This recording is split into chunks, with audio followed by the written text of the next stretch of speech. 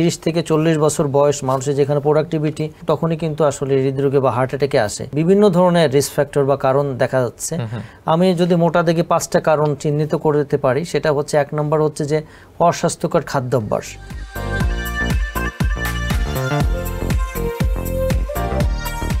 প্রিয় দর্শক, আমন্ত্রণ জানিয়ে শুরু করছি কালবেলার নিয়মিত স্বাস্থ্য বিষয়ক অনুষ্ঠান বায়োফার্মার প্রেজেন্টস স্বাস্থ্যবেলায়। সাথে আছি আমি তৌহিদুল ইসলাম তারেক। দর্শক, আমাদের শরীরের সবচেয়ে পরিশ্রমী কোন পেশিটি রয়েছে এমন যদি প্রশ্ন করা হয়, সহজ উত্তর হৃৎপিণ্ড। এই পেশিটি আমাদের শরীরে প্রতি মিনিটে 4 থেকে 5 লিটার রক্ত সবসময় পাম্প করে যাচ্ছে। কিন্তু এই রোগের কারণেই বা এই পেশিটির রোগের কারণেই পৃথিবীতে সবচেয়ে বেশি মানুষ মারা যাচ্ছে। এবং একটা সময় ধারণা করা হতো যে হৃদরোগের কারণে আসলে বয়স করে মারা যাচ্ছে বেশি, কিন্তু বর্তমান এই সময়ে দেখা যাচ্ছে যে তরুণেরাও এই হৃদরোগে বেশি আক্রান্ত হচ্ছে। এই বিষয়টির দিকে লক্ষ্য রেখে আজকে আমরা আলোচনা করব। এই বিষয়ে কথা বলতে আমাদের স্টুডিওতে আজ উপস্থিত আছেন ডাক্তার চয়ন সিং, সহকারী অধ্যাপক, বঙ্গবন্ধু শেখ মুজিব মেডিকেল বিশ্ববিদ্যালয়। আপনাকে স্বাগত জানাচ্ছি। কেমন আছেন? ভালো আছি, আপনি ভালো আছেন? জি, আমিও ভালো আছি। অনুষ্ঠানের শুরুতে আমরা আপনার সংক্ষিপ্ত একটি জীবন বৃত্তান্ত দেখে আসবো। ডাক্তার চয়ন সিং 1983 সালে নড়াইল জেলায় জন্মগ্রহণ করেন। তিনি 2006 সালে ময়মনসিংহ মেডিকেল কলেজ থেকে MBBS সম্পন্ন করেন। এরপর 2013 সালে বাংলাদেশ কলেজ অব সার্জনস থেকে মেডিসিনের উপর উচ্চতর ডিগ্রি FCPS ও 2017 সালে কার্ডিওলজির ওপর বঙ্গবন্ধু শেখ মুজিব মেডিকেল বিশ্ববিদ্যালয় থেকে MD সম্পন্ন করেন। বর্তমানে বিশেষজ্ঞ এই চিকিৎসক বঙ্গবন্ধু শেখ মুজিব মেডিকেল বিশ্ববিদ্যালয়ে সহকারী অধ্যাপক হিসেবে কর্মরত আছেন। আপনার কাছে সর্বপ্রথম আমার যে প্রশ্নটি থাকবে আসলে যে হার্ট অ্যাটাকের কারণ কি? আসলে হার্ট অ্যাটাক একটা মেডিকেল ইমার্জেন্সি। হার্ট অ্যাটাক বলতে মূলত যেটা বোঝায় যে হার্টের নিজস্ব রক্তনালী কোনো কারণে হঠাৎ করে যদি ব্লকেজ হয়ে যায় বা বন্ধ হয়ে যায়, সেটা হতে পারে কমপ্লিট ব্লকেজ অথবা আংশিকভাবে। তখন আসলে হার্ট তার নিজস্ব রক্ত চলাচল পায় না। ফলশ্রুতিতে আপনি যেটা বললেন যে হার্ট হচ্ছে আমাদের শরীরের একটা স্মার্ট পাম্পিং মেশিন, যেটা প্রতিনিয়ত একটা রিদমিক ছন্দে বিট করে অক্সিজেনযুক্ত রক্ত সারা শরীরে সরবরাহ করছে। তো হার্ট যদি নিজস্ব রক্ত চলাচলে ব্যাঘাত পায়, তাহলে কিন্তু তার কার্যক্ষমতা হারিয়ে ফেলে। ফলশ্রুতিতে দেখা যাচ্ছে যে হার্ট একদম অ্যারেস্ট হয়ে যেতে পারে, কার্ডিয়াক অ্যারেস্ট, তৎক্ষণাৎ মৃত্যু হয়ে যেতে পারে, এবং কিছু উপসর্গ নিয়ে দীর্ঘমেয়াদী কিন্তু জটিলতা হতে পারে। তো এটাই হচ্ছে মূলত হার্ট অ্যাটাক। আর এই হার্ট অ্যাটাকের পিছনে আসলে বিভিন্ন ধরনের কারণ থাকে। কিছু কারণ যেগুলো আমরা চেঞ্জ করতে পারি, যেগুলোকে বলে মডিফায়েবল রিস্ক ফ্যাক্টর বা মডিফায়েবল কারণ, আর কিছু কারণ আছে যেগুলোকে আমরা চেঞ্জ করতে পারি না। জানার আগে যদি একটু আমাদেরকে বলতেন যে সাধারণত এই হৃদরোগের ঝুঁকিতে আসলে ঝুঁকিটা কত বছর বয়স থেকে শুরু হয়? হৃদরোগের আসলে ঝুঁকি কি শুধু বয়স্কদের? একসময় ধারণা করা হতো, কিন্তু বর্তমানেও দেখা যাচ্ছে যে না, খুব ইয়াং মানুষও কিন্তু এই হৃৎপিণ্ডের যে হার্ট অ্যাটাক, সেটার জন্য কিন্তু আমাদেরকে প্রতিনিয়ত ভোগাচ্ছে বা মারা যাচ্ছে। আমরা হসপিটালে হার্ট অ্যাটাকে যদি প্রতি 5 জন রোগী দেখি, দেখা গেল যে তার 2 জন কিন্তু খুব কম বয়স দেখেন প্রায় 30 থেকে 40 বছর বয়সে কিন্তু হৃদরোগের ঝুঁকি হয়ে যাচ্ছে। তারপরে জন্মগত কিছু কারণ আছে, সেই কারণেও কিন্তু খুব কম বয়সে মানুষ হৃদরোগের জটিলতায় ভুগে থাকে। যদি একটু জিজ্ঞেস করি যে আমাদের দেশে বর্তমান প্রেক্ষাপটে আসলে কেমন চিত্র দেখছেন, যে তরুণরা কি পরিমাণ হৃদরোগ নিয়ে আপনাদের কাছে আসছে? তরুণরা যেটা বলেছি যে প্রতি 5 জনে প্রায় 2-3 জন প্রায় আমাদের ইয়াং মানুষ হৃদরোগের হার্ট অ্যাটাকের জন্য ভর্তি হচ্ছে। মানুষ যেখানে গোল্ডেন টাইম দেখা যাচ্ছে যে 30 থেকে 40 বছর বয়স মানুষের যেখানে প্রোডাক্টিভিটি, তখনই কিন্তু আসলে হৃদরোগে বা হার্ট অ্যাটাকে আসে। এর পিছনে দেখা যাচ্ছে বিভিন্ন ধরনের রিস্ক ফ্যাক্টর বা কারণ দেখা যাচ্ছে। আমি যদি মোটা দেখে 5টা কারণ চিহ্নিত করে দিতে পারি, সেটা হচ্ছে 1 নম্বর হচ্ছে যে অস্বাস্থ্যকর খাদ্যাভ্যাস। একসময় জানেন যে আমাদের যারা আমরা ছোটোবেলায় যেটা দেখেছি যে বিভিন্ন ধরনের খাবার খেয়ে অভ্যস্ত ছিলাম, এই শাক, তারপরে হচ্ছে যে মাছ, বিভিন্ন ধরনের এই ফাস্টফুডের প্রচলনটা তখন কম ছিল। ইদানিংকালে শহরাঞ্চলে থেকে গ্রাম অঞ্চলেও কিন্তু এই ফাস্টফুডের প্রচলন হচ্ছে। 2 নম্বর যেটা হচ্ছে যে কায়িক পরিশ্রম করার মানে কম হচ্ছে আর কি। দেখা যাচ্ছে যে এখন গেমস, আউটডোর যে গেমসগুলো, সেটা কিন্তু আসলে খেলার জায়গাটা কম, কিন্তু তার ফলশ্রুতিতে দেখা যাচ্ছে যে ওজন বেড়ে যাচ্ছে। এবং দীর্ঘমেয়াদী একটানা বসে বসে যে ডেস্ক জব করা, আপনি দেখেন কম্পিউটারে কাজ করা বলেন বা অফিসিয়াল জব করেন, সেটা কিন্তু হয়ে যাচ্ছে, ফলশ্রুতিতে ওজন বেড়ে যাচ্ছে। এবং ওজন বেড়ে গেলে খুব কম বয়সে উচ্চ রক্তচাপ এবং ডায়াবেটিস দেখা যাচ্ছে, যেটা হার্ট অ্যাটাকের জন্য খুবই ফার্টাইল একটা সয়েল আর কি। নাম্বার 3 হচ্ছে বিভিন্ন ধরনের অ্যাডিকশান। ইদানিংকালে যে একসময় শুধু মাত্র স্মোক করতো, এখন কিন্তু স্মোকিংয়ের পাশাপাশি বিভিন্ন ধরনের কিন্তু নেশার সাথে ইদানিংকালে মানুষ কিন্তু জড়িয়ে পড়ছে আর কি। শুধুটা যে মেডিকেল নেশা সেটা না, ডিজিটাল অ্যাডিকশানেও কিন্তু মানুষ ঘন্টার পর ঘন্টা রাতের বেলা দেখবেন যে জেগে জেগে ঘুম কামাই দিয়ে তারা কিন্তু করছে, লেট নাইটে একটা ঘুমানোর প্রবণতা। So good quality of sleep কিন্তু ইনশিওর হচ্ছে না আর কি। তারপরে স্ট্রেসটা দেখবেন যে এখন একটা অসুস্থ একটা প্রতিযোগিতা, আমাদের সামাজিক যে অস্থিরতা, আমাদের ফ্যামিলিয়াল কিন্তু অনেক অস্থিরতা, সবাই মিলে আর কি একটা ইয়াং বয়সে একটা চাপ, হ্যাঁ, প্রতিনিয়ত একটা স্ট্রেসের ভিতরে গ্রোন আপ হওয়া, এবং ইমার্জিং কিছু risk factor, particularly environmental pollution. আপনি দেখবেন যে খাদ্যে ভেজাল, দেন হচ্ছে এয়ার পলিউশন, সাউন্ড পলিউশন, এটা কিন্তু সবাই তিক্ত বিরক্ত। এই যে কাম অ্যান্ড কোয়াইট যে একটা এনভায়রনমেন্ট, সেটা কিন্তু আসলে খুব নাই, সবাই কিন্তু একটা। এই জন্য আপনি যখন বাইরের পরিবেশ স্ট্রেস, আমাদের কিন্তু শারীরিক বা হেলথ বলতে সোজাই তো আসলে শারীরিক স্বাস্থ্য না, মানসিক স্বাস্থ্য, মানসিকভাবেও কিন্তু মানুষ খুব রেস্টলেস হয়ে যাচ্ছে, ফলশ্রুতিতে খুব কম বয়সে আমাদের। আর পজিটিভ ফ্যামিলি হিস্ট্রি, যেটা বংশ পরম্পরায় যে হৃদরোগগুলো, এগুলো কিন্তু আমাদের ওয়েস্টার্ন থেকে কিন্তু 3 গুণ বেশি। আমাদের দক্ষিণ এশিয়া মানুষগুলোর হৃদরোগের ঝুঁকি কিন্তু 3 গুণ বেশি কিউমুলেটিভ ওয়েস্টার্ন থেকে আর কি। তো এই সামগ্রিকভাবে এইগুলো আসলে কিন্তু খুব কম বয়সে দেখা যাচ্ছে। যেহেতু কারণগুলো বলছিলেন, খাবারের কথা বললেন, আসলে বর্তমান সময়ে আমরা যতটুকু শুনি যে লবণ এবং চিনি, এই বিষয়টি আসলে দুটোই ফাস্টফুড এবং কোমল পানীয় থেকে শুরু করে এই খাদ্যগুলোতে বেশি থাকে। এই উপাদানগুলো আসলে কিভাবে আসলে আপনারা জানেন যে এই যে মানে এই লবণ এবং চিনিগুলোকে কিন্তু হোয়াইট পয়জন বলা হয়। আমাদের মেডিকেল সায়েন্সে 4টা এস আছে, এই 4টা এসকে আমরা বলি খুবই হার্টের জন্য খুবই ক্ষতিকর। নাম্বার 1 এস সেটা হচ্ছে স্মোকিং, নাম্বার 2 এস যেটা হচ্ছে সল্ট, নাম্বার 3 এস যেটা হচ্ছে সুগার, এবং নাম্বার 4 এস হচ্ছে স্ট্রেস। এই 4টা এস কিন্তু আমাদের শারীরিকভাবে প্রচণ্ড রকমের হার্টকে ডাইরেক্ট এবং ইনডাইরেক্ট ওয়েতে ক্ষতি করছে। সুগার এবং আসলে লবণের ভূমিকাটা কি থাকে হার্টকে এফেক্ট করার? আপনি জানেন যে বিশ্বে একটা গবেষণায় দেখা গেছে যে এক্সট্রা সল্ট আপনি যদি খাবার থেকে বাদ দিতে পারেন, বছরে প্রায় 25 লক্ষ মানুষের মৃত্যু প্রিভেন্ট করা সম্ভব। এই লবণগুলো কি করে? ইনডাইরেক্টলি আমাদের প্রেশার বৃদ্ধিতে হেল্প করে, এবং লবণ কি করে আমাদের শরীরে পানি ধরে রাখে, হার্টের উপর প্রেশার দেয়, এবং হার্ট আস্তে আস্তে কার্যক্ষমতা হারায়। প্রেশার থাকার জন্য হার্টের আস্তে আস্তে মানে প্রেশার থাকার জন্য যে জটিলতাগুলো হয়, নট অনলি হার্ট, স্ট্রোক হয়, কিডনি ড্যামেজ হয়, এই জটিলতাগুলো হয়। আর সুগার মনে করেন যে ক্যালোরি, আপনি যদি ধরেন যে যা খাচ্ছেন তার সাথে যেমন জুস খেলেন, কথার কথা, সাথে যদি সুগার দিয়ে অ্যাড করে দেন, অতিরিক্ত ক্যালোরি আপনার ঢুকে যাচ্ছে, তার যদি ওজন বেড়ে যাচ্ছে, ফ্যাটি লিভার হচ্ছে, ইনসুলিন রেজিস্ট্যান্স হচ্ছে, ডায়াবেটিস হচ্ছে, আলটিমেটলি কিন্তু শরীরে অনেক এনার্জি কনজিউম হয়ে কম বয়সে কিন্তু আপনার বিভিন্ন ধরনের জটিলতা, ওজন বৃদ্ধি থেকে শুরু করে আপনার এই যে ডায়াবেটিস, উচ্চ রক্তচাপ, সব ধরনের ফ্যাটি লিভার, যা হওয়ার দরকার সব কিন্তু হচ্ছে এই লবণ চিনি। এই জন্য WHO বলে দিচ্ছে যে আমরা জন্য এক্সট্রা সল্ট না খাবারের সাথে, তরকারিতে যতটুকু আছে ততটুকু, দ্যাটস গুড আর কি। আচ্ছা, খুবই সুন্দর বলছিলেন। আরেকটা বিষয় সম্প্রতি যেটা সামনে এসেছে সেটা হচ্ছে যে কোভিড-19 আক্রান্ত হয়েছিলেন বা কোভিড ভ্যাকসিন নিয়েছেন এমন ব্যক্তিদের মধ্যে আসলে হৃদরোগের একটা ঝুঁকি থেকে যায় বলা হচ্ছে বেশ কিছু গবেষণা, এটা সম্পর্কে একটু বলুন। আসলে কোভিড তো আমাদের জীবনে একটা কালো অধ্যায়, কারণ হচ্ছে কোভিড আমরা মানে ডাইরেক্টলি ইনডাইরেক্টলি যে ইফেক্টগুলো পেয়েছি আর কি, স্টিল তার যে ইফেক্টটা এখনও ক্যারি করে যাচ্ছে। কারণ কোভিডের সময় আমরা দেখেছি যে কোভিড হওয়ার ফলে মাথা থেকে পা পর্যন্ত প্রতিটা অর্গানেই কিন্তু ধরেছে, এবং এই ভাইরাসটা যদিও আমরা বলছি যে লাংস দিয়ে ঢুকে রক্তনালীগুলোকে মূলত টার্গেট করে, রক্তনালীগুলো থ্রোম্বোসিস করে একদম একাকার করে দিয়েছে, সেটা সারা বডিতে, ব্রেন থেকে শুরু করে একদম প্রতিটা অর্গান, হার্টকে ডাইরেক্টলি সেটা ক্ষতিগ্রস্ত করে। অনেক রোগীও আমাদের আছে হার্ট ফেলিওর, মানে হার্টের কার্যক্ষমতা কমে এখন হয়রান লাগে, টায়ার্ড লাগে, দুর্বলতা, শরীর ফোলা এরকম নিয়ে আসছে। এবং দেখা যাচ্ছে যে এর পরবর্তীতেও হার্টে একটা স্কার তৈরি করে থাকে, একটা ক্ষত, সেই ক্ষত থেকে উল্টাপাল্টা বিট হয়ে অনেক ধরনের হুটহাট করে তার সিমটম হচ্ছে আর কি, টায়ার্ডনেস, এটা ফ্যাটিক, বিভিন্ন ধরনের উপসর্গ। ইভেন কোভিড ভ্যাকসিন তো যেটা খুব খুব র্যাপিডলি চলে আসছে আমাদের এসে।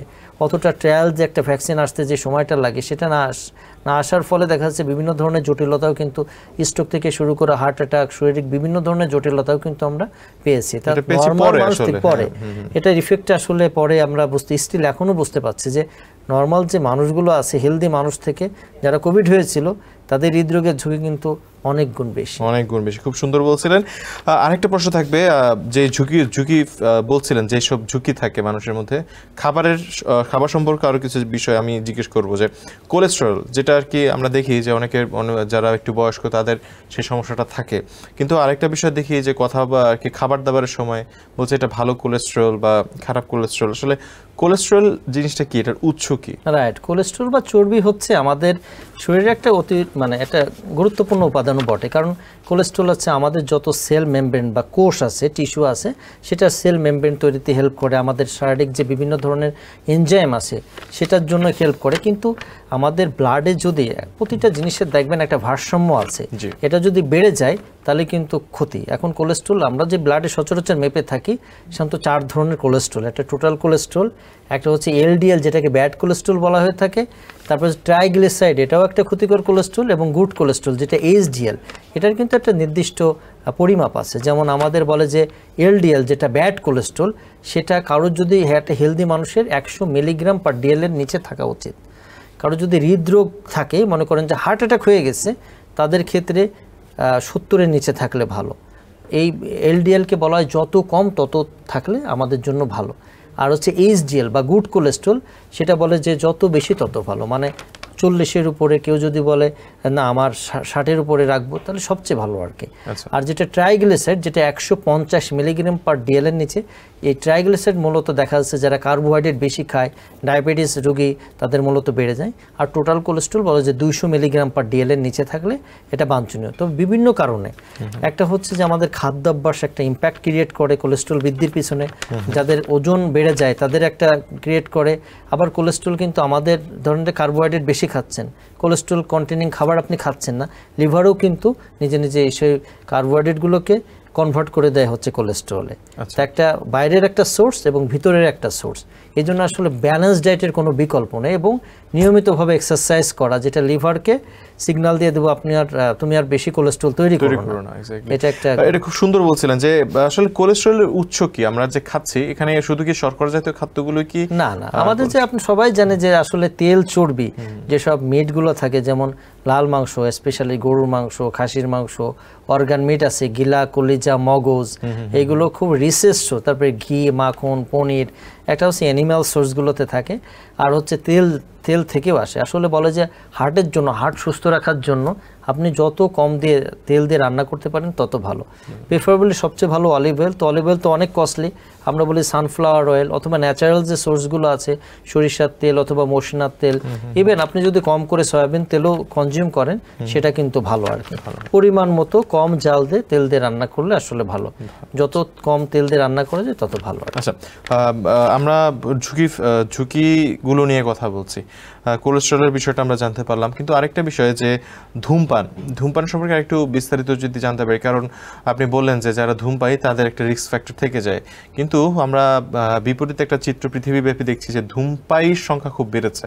এই ধূমপানটা আসলে কিভাবে প্রত্যক্ষ এবং পরোক্ষভাবে আর কি একটা মানুষকে ইফেক্ট করে? রাইট, আপনি জানেন যে ধূমপানে বিষপান, এবং মানে এত চাপাচাপির প্রেক্ষিতে কিন্তু যারা বিভিন্ন মার্কেটিং কোম্পানি আছে, টোবাকো কোম্পানিগুলোকে এনকারেজ করে, তাদের এই যে আমাদের সিগারেটের প্যাকেটের গায়ে কিন্তু লিখতে বাধ্য করছে যে ধূমপান আসলে স্বাস্থ্যের জন্য ক্ষতিকর এবং এটা স্ট্রোক, হৃদরোগ করে। এটা ডাইরেক্ট ইফেক্ট আছে এবং ইনডাইরেক্ট ইফেক্টও আছে। ডাইরেক্টলি যেটা করছে দেখেন যে এটা টার্গেট করে বিভিন্ন ধরনের রক্তনালী, আমাদের শরীরে যে রক্তনালীগুলোকে একদম ড্যামেজ করে এটা শেষ করে দেয়, এবং রক্তনালী ড্যামেজ হয়ে গেলে সেখানে বিভিন্ন ধরনের মানে আস্তে আস্তে শুরু হয়ে যায়। এবং আমরা অনেক সময় দেখি যে কারোর দেখবেন যে পা কাটা, কারোর হাতের 2টা আঙুল কাটা, স্মোকিং করতে করতে দেখবেন যে তাদের রক্তনালীগুলো এত শুরু হয়ে গেছে রক্ত চলাচল করতে পারছে না, হার্ট অ্যাটাক হয়ে গেছে, স্ট্রোক করে গেছে, এবং রক্তনালীগুলোকে সার্কার করে দিচ্ছে এটা এবং হার্টের ওয়ালকে ডাইরেক্টলি এটা ড্যামেজ করে ফেলে। ঠিক আছে, তারপরে হচ্ছে এটা স্ট্রোকের জন্য একটা ইম্পর্টেন্ট কারণ। নট অনলি দ্যাট, হৃদরোগের ঝুঁকি ছাড়াও এটা লাংসে ক্যান্সার, বিভিন্ন ধরনের ক্যান্সারের জন্য এটা দায়ী।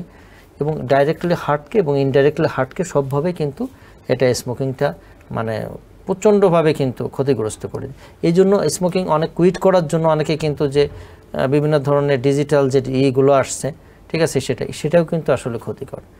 এবং পরোক্ষভাবে যারা করে, দেখুন এক ফ্যামিলি কেউ যদি একজন পুরুষ স্মোকিং করছে, তার ওয়াইফ তার ছেলেমেয়েরা যদি তাদের সামনে করে থাকে, তারাও কিন্তু ইনডাইরেক্ট স্মোকিং এর ইফেক্টের জন্য কিন্তু তারা সাফার করছে। আসলে মানে ধূমপানের বলে বিষ পান, এটা আসলে কোনোভাবেই কিন্তু এবং তার পাশের মানুষটাকে তিনি মারছেন। খুব সুন্দর বলছিলেন। আরেকটা বিষয় একটু জানতে চাইবো যে যেই তরুণেরা বা যেই প্রাপ্তবয়স্ক খুব কম বয়সের মধ্যেই যারা আর কি হৃদরোগের সমস্যায় ভুগছেন, আপনি দুইটা ফ্যাক্টর বলছেন, একটা হচ্ছে যেটা মানুষ নিজেই তৈরি করছে বিভিন্ন খাদ্যাভ্যাস থেকে, আরেকটা হচ্ছে যেটা আসলে মানুষের হাতে নেই, হতে পারে সেটা বংশগত। এক্স্যাক্টলি, নন মডিফাইবল রিস্ক ফ্যাক্টর। এক্স্যাক্টলি, এই বিষয়টা সম্পর্কে একটু যদি আমরা নন মডিফাইবল রিস্ক ফ্যাক্টরগুলোর ভিতরে মোটা দাগে 3টা আছে, যেটা হচ্ছে যে একটা ফ্যামিলিতে যদি একটা বংশ পরম্পরায় জেনেটিক্সের কারণে একটা যদি হৃদরোগের ইতিহাস থাকে, ধরুন কারোর বংশে দেখবেন যে খুব উচ্চ রক্তচাপের আধিক্য, তার টেন্ডেন্সি থাকে তার বংশে যারা আছে কম বয়সে প্রেশার হয়ে যাওয়া। এরকম হৃদরোগে কিন্তু কিছু জেনেটিক ফ্যাক্টর কাজ করে আর কি, নাম্বার 1। নাম্বার 2 হচ্ছে বয়স বাড়ার সাথে সাথে আমরা যেটা আগে বলেছি হৃদরোগের আসলে ঝুঁকি বাড়ে। বয়স বাড়ার সাথে সাথে যেমন রক্তনালীগুলো সরু হতে থাকে বিভিন্ন কারণে, সেটা হয়ে থাকে। আর প্রিভিয়াসলি যদি মনে করেন যে কারো হার্ট অ্যাটাক বা স্ট্রোক হয়ে থাকে, সেটা তো আমি চেঞ্জ করতে পারতেছি না। মূলত এই 3টা রিস্ক ফ্যাক্টরিয়াকে যেগুলোকে আমরা চেঞ্জ করতে পারি না। কিন্তু এছাড়া আমাদের কিন্তু যে মডিফাইবল রিস্ক ফ্যাক্টর আছে, গবেষণায় দেখা গেছে এটা যদি আমরা নিয়ন্ত্রণ করি, প্রায় 80% হৃদরোগ কিন্তু খুব অপরিণত বয়সে কিন্তু আমরা প্রতিরোধ করতে পারি। ইভেন বলে যে টাইপ 2 ডায়াবেটিস প্রতিরোধযোগ্য, উচ্চ রক্তচাপ প্রতিরোধযোগ্য। আপনারা জানেন যে উচ্চ রক্তচাপ কিন্তু বিশ্বে প্রতি 3 থেকে 4 জনে একজন। এটা যদি খুব গুড লাইফস্টাইল মেনটেন করে, সেটা কিন্তু প্রতিরোধ করা সম্ভব। ডায়াবেটিসটা কিন্তু বলে যে প্রিভেন্টেবল ডিজিজ। যদি আপনি চান আপনার আইডিয়াল বডি ওয়েট মেনটেন করবেন, ভালো স্লিপ এনশিওর করবেন, রেগুলার এক্সারসাইজ করবেন, ডায়াবেটিসটা কিন্তু প্রিভেন্ট করা সম্ভব, বা হয়ে গেলেও এটা নিয়ন্ত্রণ করা সম্ভব, হয়তো অল্প কিছু ওষুধ দিয়ে আর কি। তো এই মডিফাইবল রিস্ক ফ্যাক্টর যেগুলোকে আমরা প্রতিরোধ করতে পারি, এগুলোকে যদি সুন্দরভাবে কন্ট্রোল করি, প্রায় 80% হৃদরোগ কিন্তু আমরা যে রক্তনালীর রোগ, হার্ট অ্যাটাক কিন্তু প্রতিরোধ করা সম্ভব। আচ্ছা, আরেকটা বিষয় যেটা আমরা দেখি যে কম বয়সী একটা ছেলে, তিনি হয়তো হৃদরোগের কিছু লক্ষণ বয়ে চলেছেন, কিন্তু তিনি হয়তো সচেতন না বিষয়টি নিয়ে, তার হয়তো খারাপ লাগছে, তিনি বুঝতে পারছেন না। আমি একটু আপনার কাছে লক্ষণগুলো জিজ্ঞেস করবো যে একজন তরুণ সে কি ধরনের ইনিশিয়ালি কোন লক্ষণগুলো তার মাঝে দেখা পাবে? রাইট, আসলে হৃদরোগের যে মূলত আমাদের যেহেতু 2টা লাংসের মাঝখানে থাকে হার্ট, সো হৃদরোগ যদি কেউ যদি এফেক্ট হয় মূলত রক্তনালীতে, তাহলে যেটা হবে বুকের মাঝখানে একটা চাপা চাপা কষ্ট, যেটা এক্সারশনে বাড়বে। মনে করেন যে কেউ সিঁড়িতে ওঠাচলা করছে বা দৌড়াচ্ছে, তার টায়ার্ড লাগবে এবং বুকের মাঝখানে একটা চাপা চাপা ব্যথা অনুভূত, মনে হয় যে বুকে পাথর চেপে দিয়ে আসছে, এবং রেস্ট নিলে সেটা কমে যাবে। নাম্বার 1। নাম্বার 2, হঠাৎ করে শ্বাসকষ্ট হওয়া।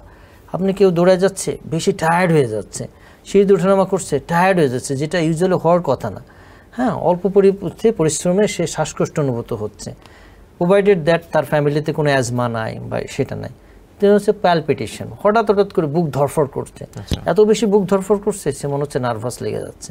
সেটা প্যানিক অ্যাটাকের জন্য হতে পারে, কিন্তু হার্ট অ্যাটাকে মানে হার্টের লক্ষণের সাথে বুক ধরফড় একটা ডাইরেক্ট রিলেশন আছে। তারপরে হচ্ছে মাথা ঝিমঝিম করা, অনেক সময় এরকম হয় যে মাথা অজ্ঞানও হয়ে যায় আর কি, কারণ হার্ট তো পাম্প করে ব্লাডটা সারা শরীরে সরবরাহ করে, এবং তারপরে হচ্ছে শরীরে পানি চলে আসা। হ্যাঁ, মনে করেন যে সেটা হার্ট দুর্বল হয়ে গেলেই মূলত হয়, দেখা যাচ্ছে শরীরে পানি চলে আসছে। তবে প্রাথমিক অবস্থায় যে একটু টায়ার্ড লাগা, বুক ধরফড় করা, হয়রান লাগা, বুকে চাপা চাপা অনুভূত হওয়া, একটু কষ্ট, বুক ব্যথা করা, অনেকের ক্ষেত্রে এইগুলো খুব কম বয়সে যদি আমাদের কাছে কোনো রুগী আসে, তাকে যদি বলে যে আপনি কিছু পরীক্ষার মাধ্যমে এগুলোকে ডিটেক্ট করুন, অনেকে আসলে ভয় পায়, মনে করে কি যে আমি যদি এগুলো স্ক্রিনিং করি, যদি একটা হৃদরোগ মানে ধরা পড়ে বিষয়টা, কিন্তু আসলে আপনি জানেন হৃদরোগ এত ব্যয়বহুল, একবার যদি কারো হার্ট অ্যাটাক হয়ে যায় তাহলে কিন্তু ব্যয় অনেক বেশি। তাই ওই যে কোটেশন যেটা আছে, প্রিভেনশন ইজ বেটার দ্যান কিউর। আপনি যদি আগে থেকে প্রতিরোধ করেন, তাহলে এই ঝুঁকি, যেহেতু মৃত্যুর ঝুঁকিটাও কমে যাবে, আপনি সচেতন থাকলে আপনার কিন্তু টাকা পয়সাও কিন্তু সাশ্রয়। কারণ আসলে একটা মানুষের টাইম যে গোল্ডেন টাইমে, সেটা যদি হৃদরোগ হয়েই থাকে এবং সেটা যদি আপনার অ্যালার্ট না হন, একবার যদি অ্যাটাক হয়ে যায় তাহলে আসলেই কিন্তু মানে মুশকিল। আচ্ছা, আমরা যেটা জানি যে উচ্চ রক্তচাপের সাথে আসলে হৃদরোগেরও একটা বড় সম্পর্ক থাকে। উচ্চ রক্তচাপের কি স্পেসিফিকলি কোনো লক্ষণ আছে কিনা? উচ্চ রক্তচাপকে বলা হয় সাইলেন্ট কিলার। বেশিরভাগ ক্ষেত্রে এর কোনো সিমটম থাকে না। অনেক বেশি প্রেশার হয়ে গেলে সাধারণত মাথা ঝিমঝিম করা, চোখ ঝাপসা দেখা, ঘাড়ে অনেক সময় একটা আনইজি লাগা বা ব্যথা করা, অনেক সময় নাক দিয়ে রক্ত পড়ে যায়, বুক ধড়ফড় করে, অনেক সময় বুকে চাপ চাপ অনুভূত হয়, শরীরে আবার পানিও চলে আসতে পারে। হৃদরোগের মতোই কাছাকাছি, হৃদরোগের মতো কাছাকাছি, তবে অনেক বেশি প্রেশার থাকলে। তবে প্রেশার আসলে অনেকে মাপতেও চায় না। ইভেন আমাদের অনেক ডক্টরও আছে, আমরা মানুষকে অ্যাডভাইস করি কিন্তু নিজের প্রেশারটা মাপতে চায় না। এটা একটা বড় মানে অসুবিধা আর কি। তবে প্রতি বছরই অ্যাটলিস্ট কমপক্ষে একবার হইলেও, আপনি জানেন যে প্রতি বছরে একটা স্লোগান থাকে, উচ্চ রক্তচাপ দিবসও থাকে, ঠিক আছে? সেই দিবসে এবার যেমন প্রতিপাদ্য ছিল যে measure your blood pressure accurately, control it, live longer. মানে আপনার উচ্চ রক্তচাপ সঠিকভাবে পরিমাপ করুন, এটাকে নিয়ন্ত্রণ করুন এবং দীর্ঘজীবী হন। এই জন্য অ্যাটলিস্ট আমাদের যে স্লোগান সেটা হচ্ছে প্রতি 20 বছরের বয়সের পর থেকে কমপক্ষে বছরে একবার আপনার প্রেশারটা জানুন, নো ইওর নাম্বার, আপনার প্রেশারটা কত আছে জানতে তো কোনো সমস্যা নেই। এখন ডিজিটাল মেশিনও আছে, চাইলে আপনি যে কোনো জায়গায় আইডিয়াল কন্ডিশনে প্রেফারেবল একজন ডক্টরকে দিয়ে মাপতে পারলে ভালো হয়। একটা বিষয় চলে আসে আপনার এই কথা থেকে যে প্রেশার মাপার বিষয়টা আমরা দেখি যে মাপছে মানুষ বাইরে, অনেক সময় বাইরে মাপছে 10 টাকা দিয়ে, কিন্তু আসলে সঠিক কোনো ওয়ে আছে কিনা বা এগুলো সঠিক হচ্ছে কিনা? না না, সঠিকভাবে ওয়ে হচ্ছে যে আপনি হুটহাট করে কোথাও গেলেন, রেস্টলেস অবস্থায় প্রেশার মাপা যাবে না। আচ্ছা, আপনার একটা কাম অ্যান্ড কোয়াইট অ্যাটলিস্ট 5 মিনিট আপনার বসতে হবে, আপনার প্রস্রাবে কোনো চাপ থাকা যাবে না, একটা হাতলালা চেয়ারে থাকতে পারলে ভালো হয়, 2 হাত সাপোর্ট থাকবে, পাটা থাকবে ফ্লোরে, পিছনটা থাকবে আপনার পিছনে একটা সাপোর্ট দিয়ে আর কি। তারপরে এই যে আপনাদের যে আমাদের এলবো আছে, এলবোর উপর সুন্দর করে কাপটা কমফোর্টেবল হইতে বাঁধতে হবে। এখানে কোনো ফোল্ডিং থাকা যাবে না, টাইট শার্ট এগুলো থাকা যাবে না, রিল্যাক্সলি মাপতে হবে। এবং প্রেশার মাপার সময় উনি বারবার করে এদিকে তাকানো যাবে না, ঠিক আছে? রিল্যাক্সলি মাপতে হবে। যদি একবারে প্রেশার অনেক বেশি পান, 2 হাতে মাপতে হবে, ঠিক আছে? এবং অনেক সময় দাঁড়ায়ও কিন্তু প্রেশার মাপার প্রয়োজন মনে হয়। এবং যদি আপনার ধরেন যে বেশি পাওয়া যায়, তাহলে গ্যাপ দিয়ে ধরেন যে 2-3 দিন পরে আবার একটু চেক করে নিলেন যে আমার রিয়েলি প্রেশার বেড়ে যাচ্ছে কিনা আর কি। আইডিয়ালি এইভাবে প্রেশার মেপে আপনার আমাদের নর্মাল জানি প্রেশার 120/80 মিলিমিটার অফ মার্কারি, মানে উপরে সিস্টোলিক যে ব্লাড প্রেশার 120। যখন 2 হাতে মাপা হচ্ছে তখন আসলে কোনটা আমরা ধরবো?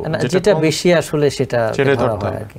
5 থেকে 10 2 হাতে ভ্যারি করতে পারে। আচ্ছা, খুবই সুন্দর বলছিলেন। আমরা আপনার কাছ থেকে আরেকটু জানতে চাইবো যে যারা তরুণেরা যারা আছেন, যারা এরকম রোগে আক্রান্ত হয়ে গেছেন, তাদেরকে তাদের হৃদরোগ আপনারা শনাক্ত করার জন্য কি ধরনের টেস্ট দিয়ে থাকেন?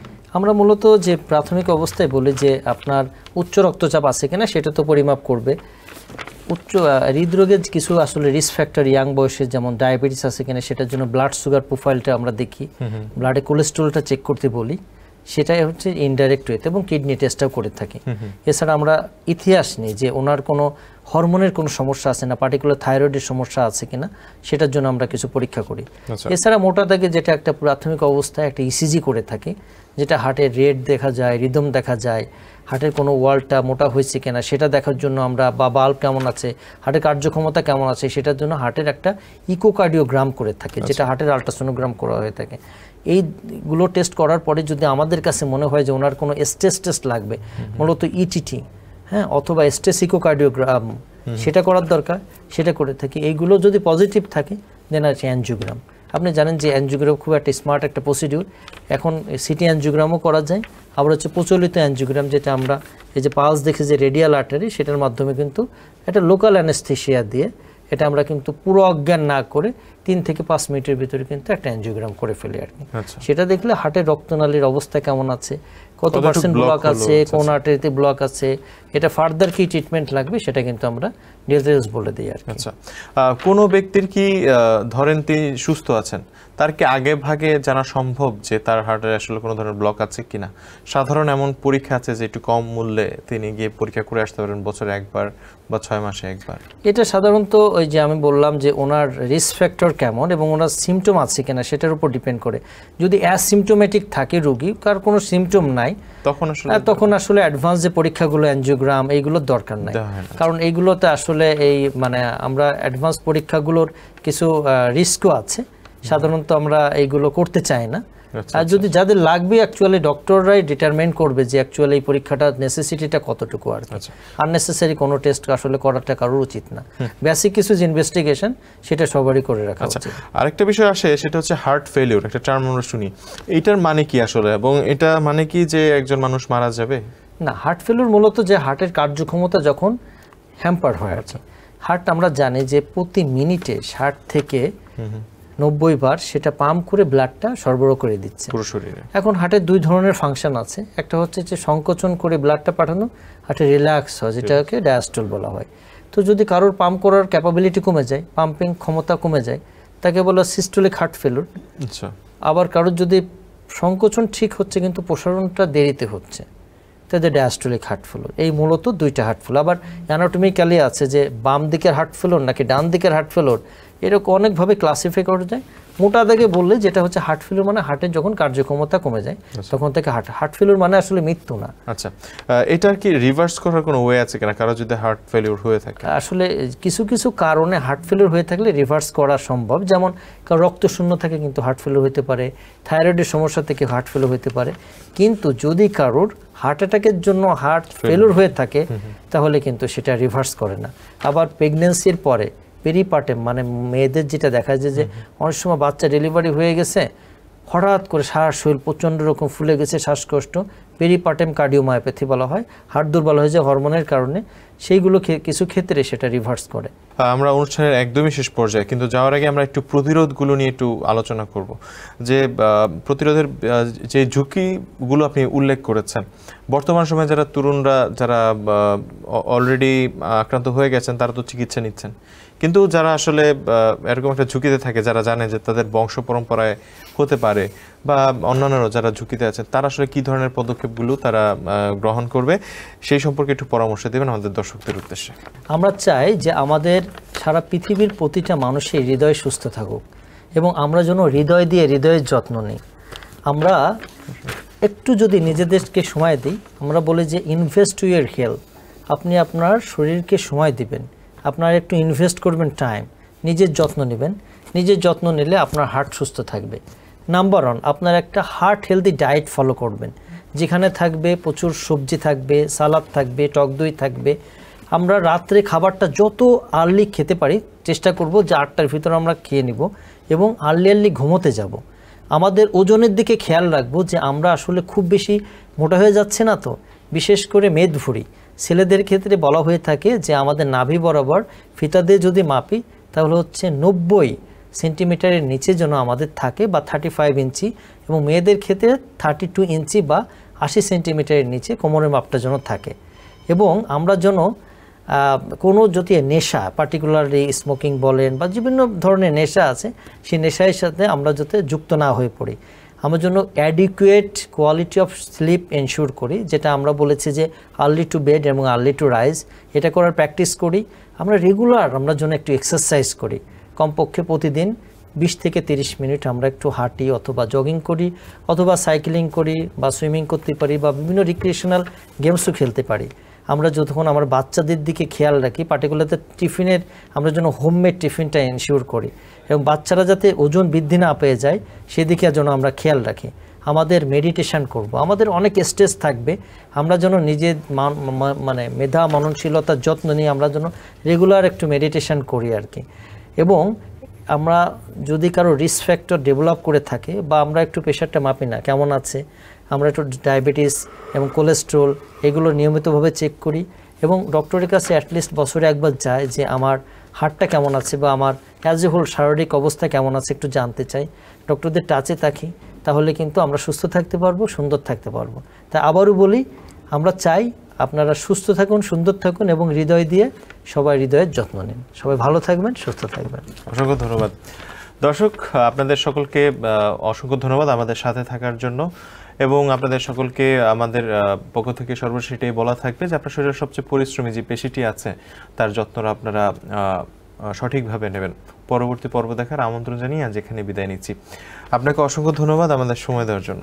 আপনাকেও ধন্যবাদ এবং আমাদের দর্শক শ্রোতা যারা আমাদেরকে আজকে শুনছেন সবাইকে অসংখ্য ধন্যবাদ জানাচ্ছি।